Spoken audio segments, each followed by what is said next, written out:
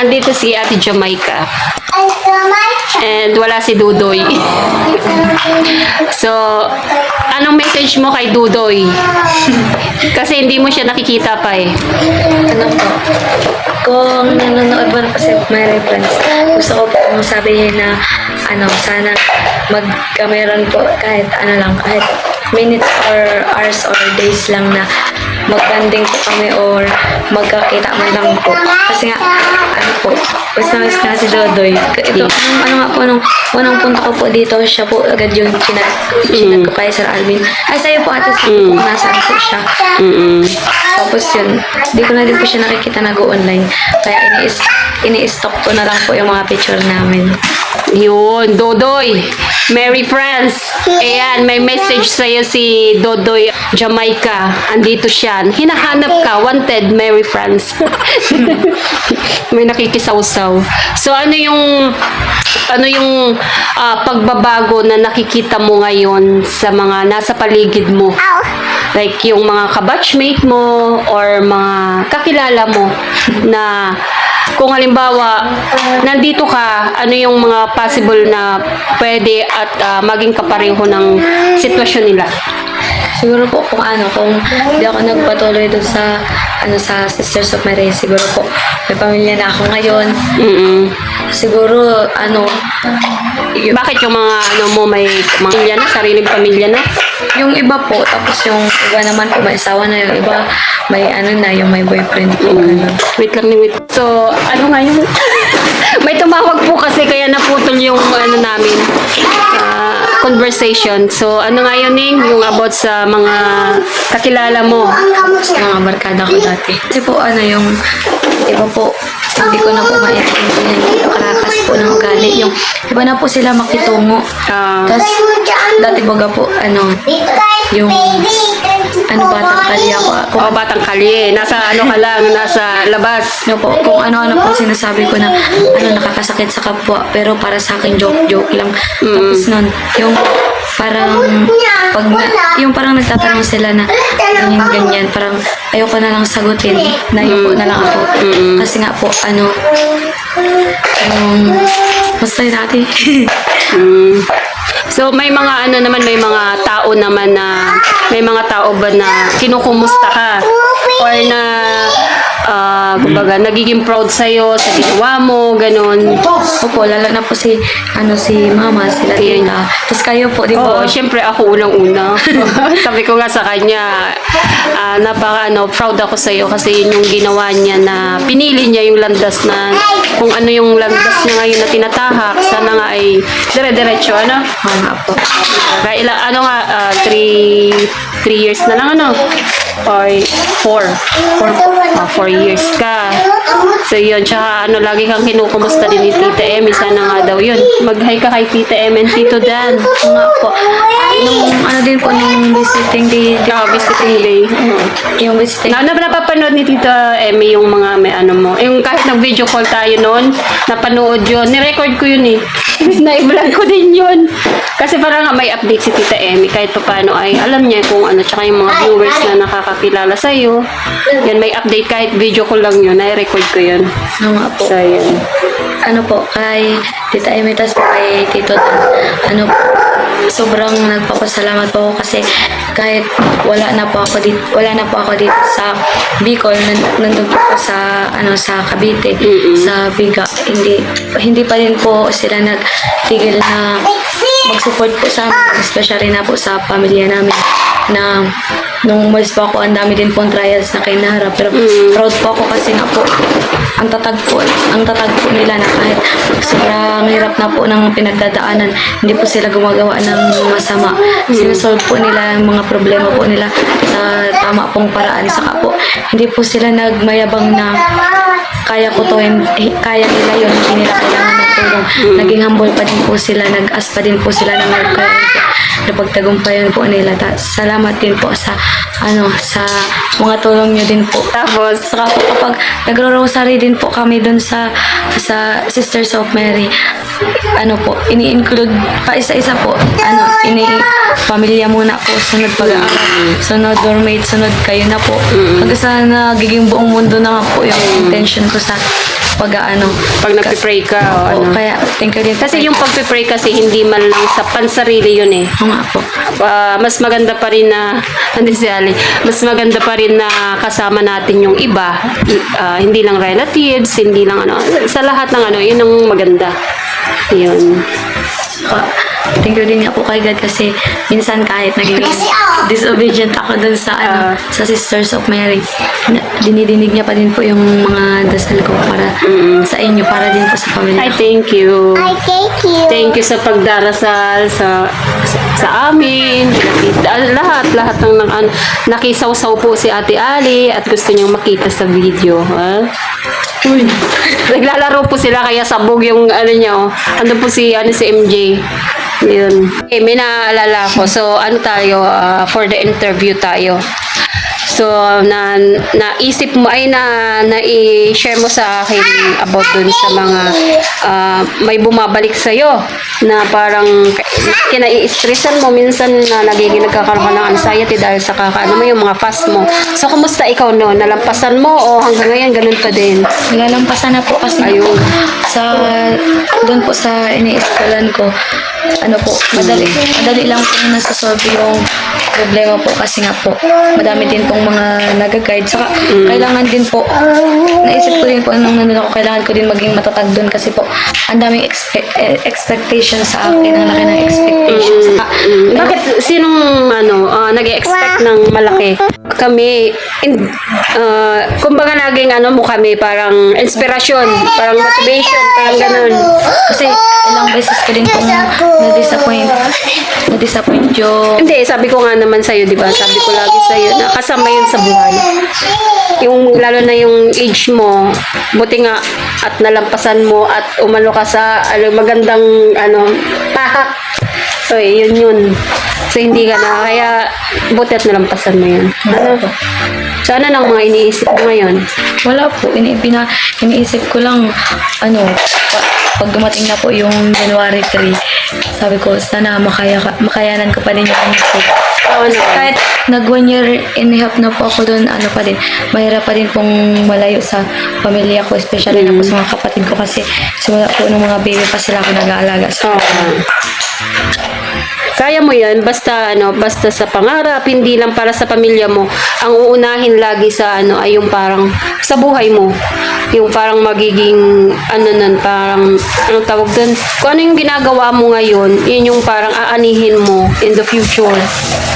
Kung nag-aaral ka ng mabuti, may magandang, mapapala ka sa in the future. Alam mo na yun, no? So, tulad yan, sabi mo nga, yung may iba kang mga kaklase, may iba kang mga kabarkada na may mga asawa na ngayon.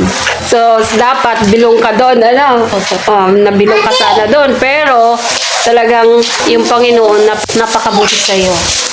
Kasi nga, binigyan ka ng pagkakataon na ayusin at ang tawag doon, piliin yung makakabuti sa'yo, lalo na sa mama mo na nag-iisip noon at nai-stress sa'yo. Siyempre, kasama yun sa age mo.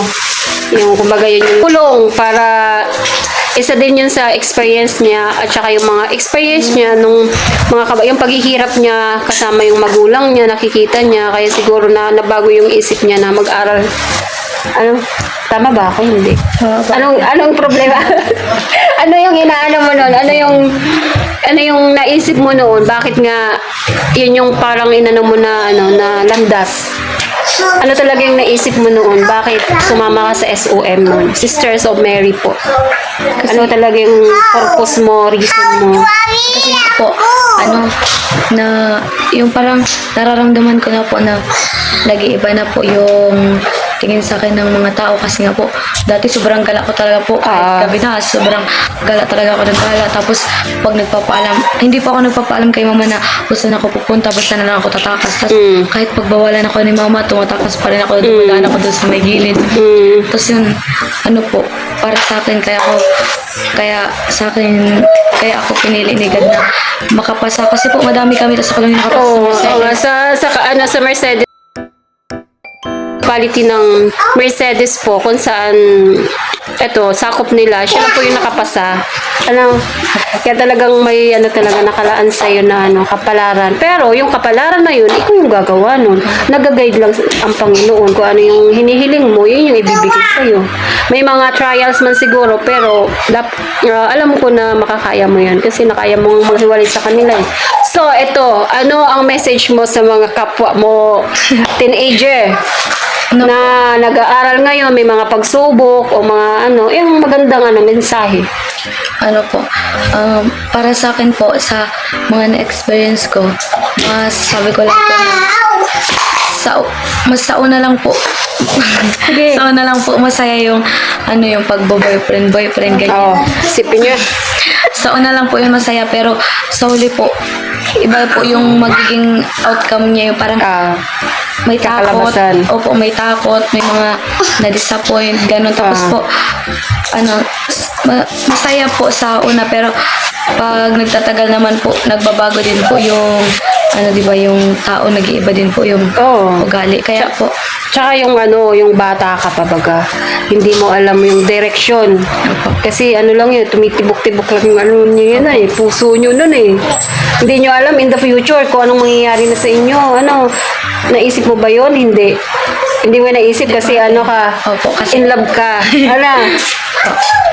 saka, po, pag kunyari, may boyfriend po ngayon, huwag po natin iisipin na siya na talaga kasi nga po, Tama. kasi nga po, hindi naman po tayo Diyos para malaman na siya na talaga. Kaya wag po natin bibigay lahat-lahat. Magtira din po tayo sa pamilya, sa iba at sa sarili natin. Saka po, Tsaka kilalanin yung lalaki, lalo na. oo nga po. Saka Yun. po, Ano pa, Ate Jamaica? Sige, lubos-lubosin mo na. Saka po kung may problema man po sa pamilya, kailangan pong pag-usapan para hindi na po mahantong sa sa yung masamang outcome. Kaya po nangyayari sa akin, di po ako nag-open sa sa magulang ko kasi nga po takot po yung nararamdaman ko na baka ma-reject. Pero sabi nga po ni mama, paano malalaman kung hindi naman po susubukan? So, ikaw, may mga kabataan na hindi naiintindihan ng magulang kung bakit nagkaganon ang anak nila. So, ikaw, na-experience mo, pwede bang i-share mo sa kanila kung anong dapat gawin ng magulang naman para mag-open up kayo? Kumbaga tulad mo, ano yun? Para po sa akin, sa mga magulang po, kunyari yung anak nyo po ay naliligaw na po ng ganda. Huwag nyo pong susukuan gaya po ng ginawa sa akin ni mama. Kasi naliligaw na talaga po ako ng landos. Kaso di po ako sinukuan ni mama, hinanap niya po ako ng hinanap. Saka po, yung kahit na po galit na po siya sa akin, disappoint na siya sa akin. Hindi niya po pinaramdam na iba na ako para sa kanya. Saka alam ko naman po na nawalan din ng tiwala sa akin si mama. Pero dahil po sa pagmamahal, suporta at pag-unawa pa rin po sa akin sa pagtanggap ni mama, bumawi naman din po ako. Saka inisip ko din po siya yung mga pinagdaanan niya po.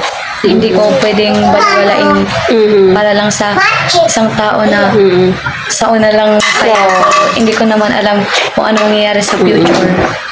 Yun, tapos, ano yung gagawin ng magulang? Halimbawa, ikaw, hindi ka makapag-open ng mga sama ng loob or problema mo na na-encounter mo dati sa magulang mo, ano dapat yung parang sana si mama, ginanito ako, parang may problema ka tapos hindi mo masabi sa magulang mo. Kasi may mga magulang kasi na hindi alam na may problema na yung anak. So, paano malalaman ng magulang na gano'n na pala yung anak? Based sa experience mo. Kasi hindi alam ni Julie na ganun ka na eh. Diba? Kasi nga po, di man po ako nag-open kay mama kasi po, palagi po siyang galit. Tapos madami din po akong kapatid. Tapos madami pong problema. Saka, din po, yung parang hindi po ako kilala ni mama yung, kunyari, iba yung mood ko. Kunyari, galit ako, di niya naman alam bakit ka nagagalit. Di naman po siya nagtatanong. Minsan nagtatanong din naman po sa akin si mama. Pero hiya po yung Nananaig. Opo, saka, Hindi ka makapag-open up talaga sa kanya. kasi po, iniisip ko na, parang wala naman maitutulong si mama, parang pagagalitan lang ako. Okay. Kaya ano po, support na lang po. Okay. Parang wag magagalit kahit ganun yung ginawa mo. Parang ganun. Hindi nga. Hindi naman po ate, ano po, yung parang magkameron din po ng kahit konting oras lang po yung yung pamilya po na Usap. Okay. Ibig sabihin, si mama mo nagkulang ng time sa'yo, no? Kasi nga, sa sitwasyon niyo, ikaw yung naging ina ng mga anak, ng mga kapatid mo din, ano? Kumbaga, doon siya nagkulang. Kasi nga, sa sitwasyon na mayroon kayo, ano? Kasi hindi naman natin may iwas. Pero yung mga iba naman po na sobrang-sobra yung time, yun nga po, sabi ni Jamaica, time yung kailangan ng mga anak. Hindi ibig sabihin na okay sila, nakikita nyo sila na healthy, na okay kita niyo silang masaya, hindi ibig sabihin na wala na silang problema. Yun po yun. So ngayon, so okay ka na. Opo. Okay ka na may mga trials man na may naiisip ka pero na encounter ka pero okay naman. So maganda si Jamaica. Ganda ni Jamaica ngayon, naghahabang tumatagal ay nag-iiba siya, talagang dalagan na siya. Tapos, siya na po yung kasi sakit na po ng daliri ko. So, wala po kayong pang-stand na stick eh. So, namin ikaw makikita Next year po. next year, December, ano. Opo. Tuwing December lang naman po ang bakasyon namin. So, anong namimiss mo dito sa labas? Maggala po. Magala.